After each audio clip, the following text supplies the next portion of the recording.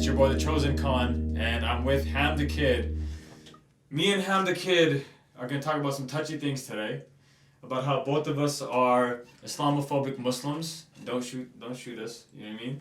Talking about how, at the end of the day, the society that we were raised in was based more off of fear rather than love, and how love really will set you free compared to fear.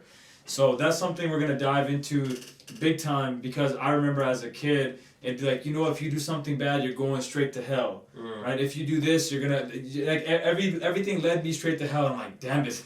I guess I need to start packing my bag, because I know exactly where I'm going. Do I get some air miles on that? So we're going to be talking about that, and then we're also going to be talking about Hamza being a bully. Like, he looks like such a big sweetheart, but it wasn't always this way. You all right? So do you want to elaborate on how to be a bully? Yes. So. Wait, by the way, we gotta show the little homie. We got a little little homie hanging out tonight too. Yeah. All right. Good stuff. Okay. So, born and raised in South Africa, and I was a bit of a nasty kid in school, and a lot of that stemmed from misinformation, a lack of affection from my household, and I really just wanted to be connected. I wanted to feel validated. I wanted to feel loved, and I didn't. So what did I do? I went to school in my all-boys school. It's one of the top schools in the world for its sport, and I really exercised my sort of alpha male kind of mentality over there. And what happened is that I used to lock my peers up in lockers. I used to pour water over people's faces if I didn't like the way they looked. I just used to be a terrible person.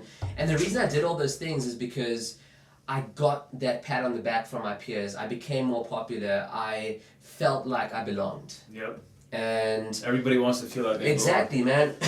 And somewhere along the line, there's a family member talking about their suicidal thoughts and depression that was stemming from being bullied in school. That's what made me sort of, for the first time, have this issue hit home. Yeah. Right? It made me reflect on my own tendencies and say, hey, you know what, these people that my family member is describing to me, it sounds a lot like me.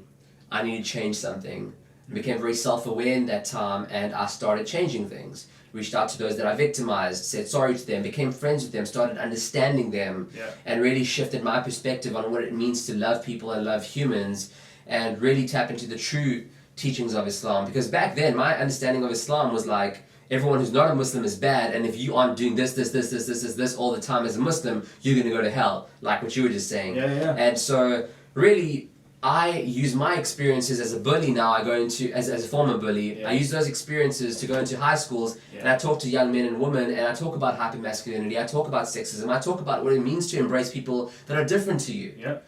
And how we can just be one community, regardless of what you look like, what your ethnicity is, what your race is, what your gender, sexuality, religion, it doesn't matter. We can be united as humanity, right? So that's on the one hand, how to be a bully. And on the other hand, actually, that same story, I'm sure you can tell, has some Islamic roots in it, and how really what changed my life in this whole bullying narrative, of course, was my brother, and then also helping me become a better Muslim, a more grounded Muslim, who's actually my current fiance, who has helped me ask the right questions about Islam and dig deeper about, do I believe in God? Does God exist? And find those questions and find those answers to those questions, because I wasn't able to ask those questions when I was a kid. Because of fear. Exactly, because of fear. And that's why I started the Journal for Muslims. And the Journal for Muslims is basically my second company, and it's a guided journal for young Muslims, basically becoming more grateful every day and understanding that God is here for you, and that your life doesn't have to be dictated by this fear-built relationship between you and God and feeling like you're guilty and spiraling downwards. Instead, how can you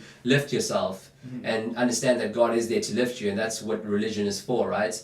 And so this is the Journal for Muslims. I'm sure you can link it for your viewers in the description. But actually, the reason I brought this with me today is because I want to give this to you, bro. No, I've been waiting for one. Damn. Yeah, bro, that's for you. Damn. Are you serious? Yeah, bro, it's for you. I thought you were doing this for the camera. No, bro, damn, it's for I you, finally bro. get one? Yeah. No, there's a check in here too. That ain't for me. That's But check that out. I was going to say for myself, when it comes to journaling too, my handwriting is atrocious. But look at these big paws. It's horrible. So I was like, you know what? I got to start talking about what I'm feeling. Going back to what you were saying, though, what's very powerful is this. You were the oppressor, and then you realized once you met someone that was your brother who was oppressed, you're like, wait a minute. this is what he's going through. Yes. This is what I've been doing to other people just like my brother. And that's powerful. And that ties into the narrative of, you know what, the world we live in right now, we're so quick to point a finger at that guy's oppressor, that guy's oppressed, or whatever it may be, without realizing, look, only when we come together will we move forward. Exactly. And so I gotta say thank you for coming on the show, man, because it's a pleasure. And everybody, if you want to hear the full conversation, we're gonna have a link down, and also check out the website, thechosencon.com, because that's how you can connect with Hamza Ahmed. And I'm telling you, if you are a bully or if you're someone that has been bullied, and don't be afraid of being a bully, right? Realize that, look, someone like Hamza, he can really help you out. And if you're a young person, don't even have to be, it doesn't matter what you are, you're a human being, but if you're trying to get all those thoughts you got running around your head and you're trying to put them onto paper or whatever else it may be, link this guy right here. And I mean it. So thank you all and stay tuned.